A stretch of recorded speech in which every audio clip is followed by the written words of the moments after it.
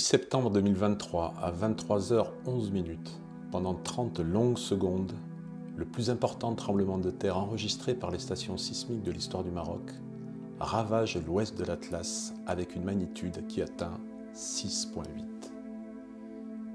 Le dernier bilan publié fait état de 2960 morts, 6125 blessés, près de 90% des victimes étant recensées dans les seules provinces d'Al Haouz et de Taroudant. Les secousses provoquent d'importants dégâts et l'effondrement de nombreux bâtiments. Les murailles de Taroudant, ainsi que des monuments d'importance historique, sont touchés. Les écoles n'échappent pas au séisme. Daniel Fleury, marié, nous sommes au Maroc, à Taroudant, et nous sommes en train de travailler avec le Rotary, Protection Civile, l'association Le Grain, d'essayer de réparer des écoles. C'est une chose qu'on a démarré il y a 3 mois et on a eu la chance, je dis que c'est une chance, c'est vraiment de rencontrer des gens efficaces qui nous ont aidés à réaliser ces opérations.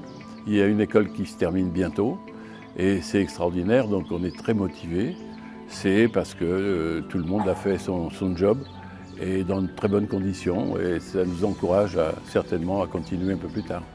Salah Eddine Belchara, chef de service de construction de patrimoine et des équipements à la délégation de Taroudant de l'enseignement et de formation. Je suis fait partie des groupes de techniciens qui ont fait une visite dans les établissements pour vraiment faire un diagnostic, si je peux dire, visuel, parce que c'est vrai, on n'est pas des spécialistes, mais quand même, on fait partie d'un service qui s'occupe de ce genre de problème.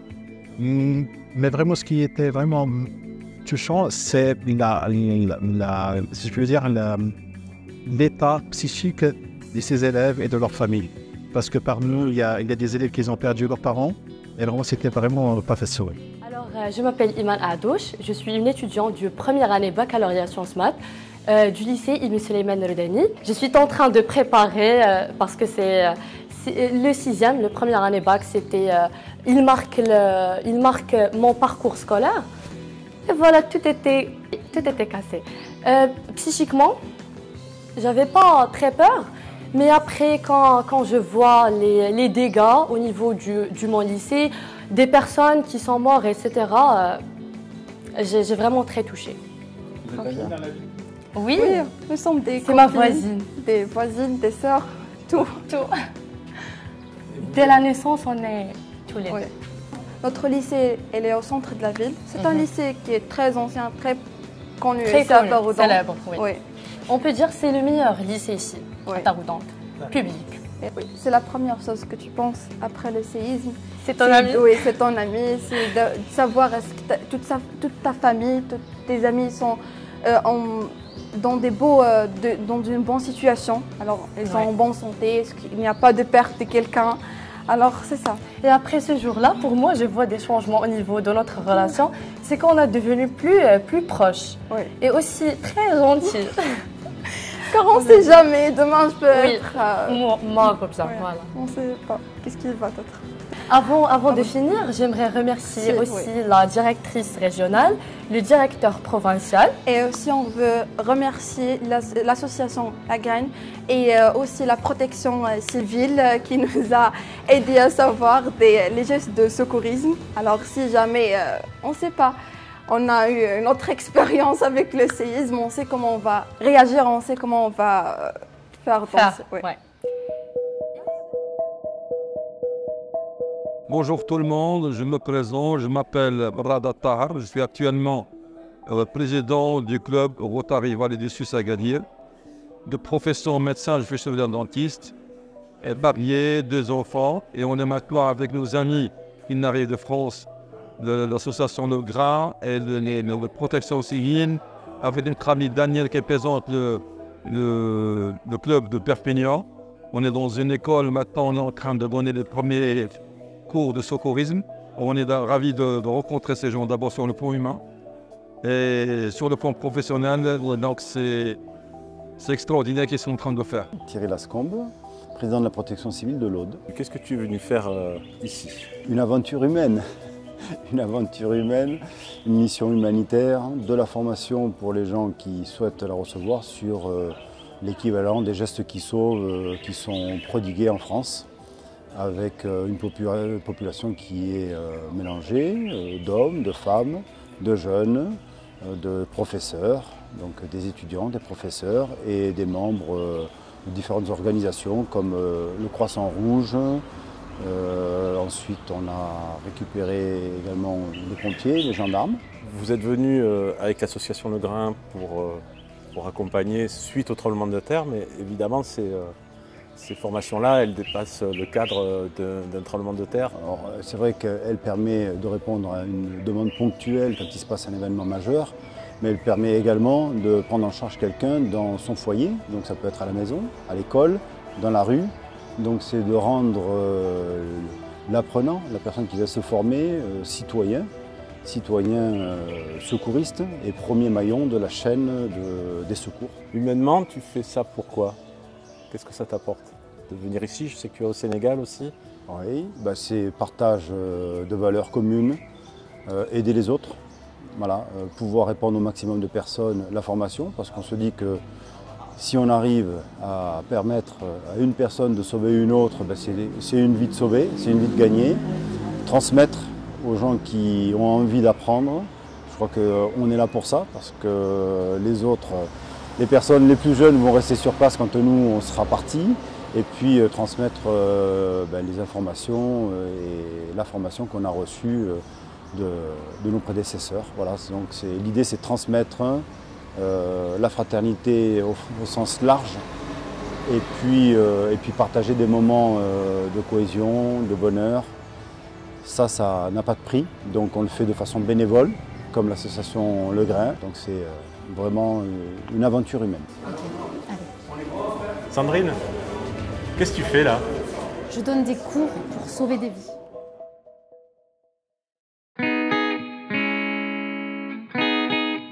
Alors, je commence par moi, Larbi Manaoui, je suis pharmacien et membre du Rotary Club Agadir Vallée du Sus. Voilà. Voilà, Nasser Abakarim, je suis membre actif du Rotary Club Agadir Vallée du Sus, géologue et de formation pétrolier. Et on est au lycée Zahraoui, à Taroudant. Voilà, le 8 septembre 2023, à 23 h, le tremblement de terre dans toute la région du sud de la montagne de l'Atlas marocain.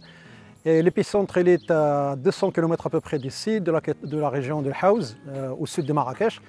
Mais ici, on est à Taroudant, on est à une cinquantaine de kilomètres, à peu près 70 km d'Agadir, de la côte atlantique.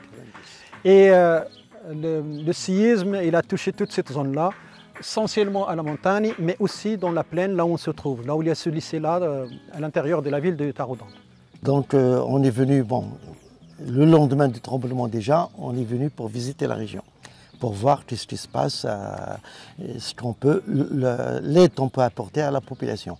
Donc on avait vu plusieurs endroits touchés, les maisons, mais on s'est axé sur tout ce qui est enfants, donc les écoles.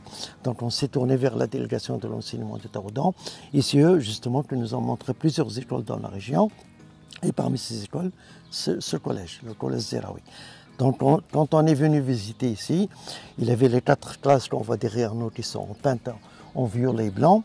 Et ils étaient interdites à la scolarité des enfants. Donc pourquoi? Parce qu'ils étaient fissurés, il y avait un risque pour les enfants. Alors on s'est dit, bon, on va attaquer ces 4 classes, on a trouvé un entrepreneur qui est juste à côté là, et qui nous a fait un devis, et on a contacté Daniel qui vous a contacté. Et voilà, et c'est parti. Maintenant, les 4 classes derrière, les travaux sont finis, c'est repeint, les enfants ils en route, ils sont retournés dans leur classe, donc l'enseignement continue.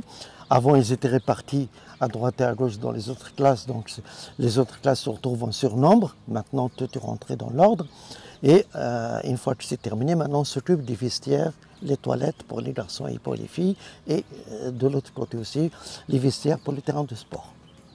À ne pas oublier qu'ici, il y a 2000 enfants, plus de 2000 élèves dans le collège et le lycée qui fréquentent cet établissement. Et quand les 4 classes ont été fermées, ils ont chamboulé tout le programme de l'école et de la scolarité. Il fallait annuler des cours. Mais maintenant, heureusement, rapidement qu'on a réalisé ce projet-là, tout est revenu dans l'ordre. Bien sûr, après, quand on a fait les classes, il s'est avéré d'autres priorités qui sont urgentes et qui sont très importantes.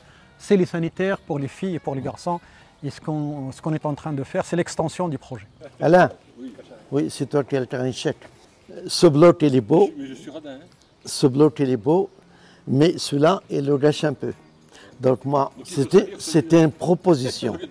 On aurait dû laisser moche, pareil. On n'aurait pas dû le peindre. Voilà, on aurait dû faire tout l'intérieur. Ouais, voilà. Mais maintenant, on est obligé de peindre l'autre bloc pour que tout soit joli. D'accord. Donc moi, c'est une question que je vous pose. Vous êtes partant, on y va. Il est en train de préparer le devis, je lui ai dit de faire le moins cher possible. Si vous n'êtes pas partant, de toute façon, les classes ils sont bien à l'intérieur, il n'y a pas de problème.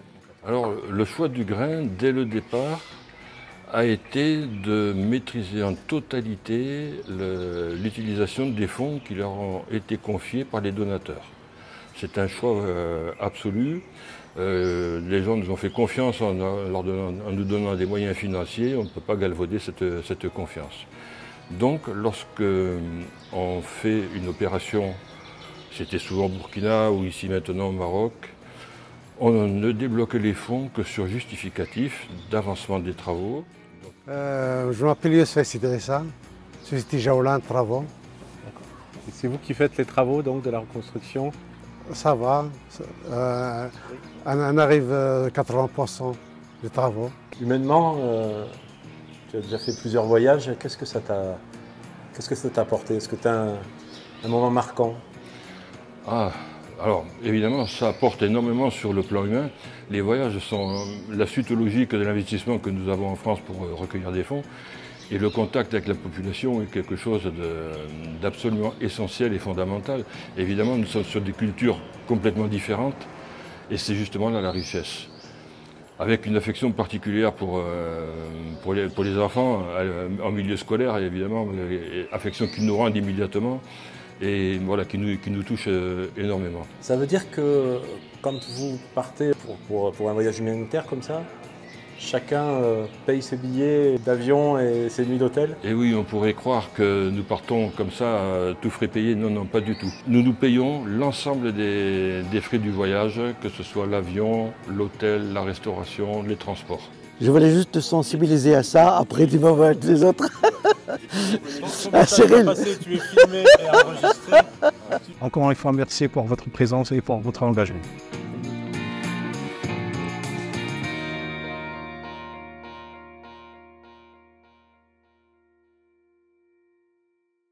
Bon, ça, t'as fini? Non. Tu serais pas en train d'enregistrer là? Tout à fait. D'accord. Je savais.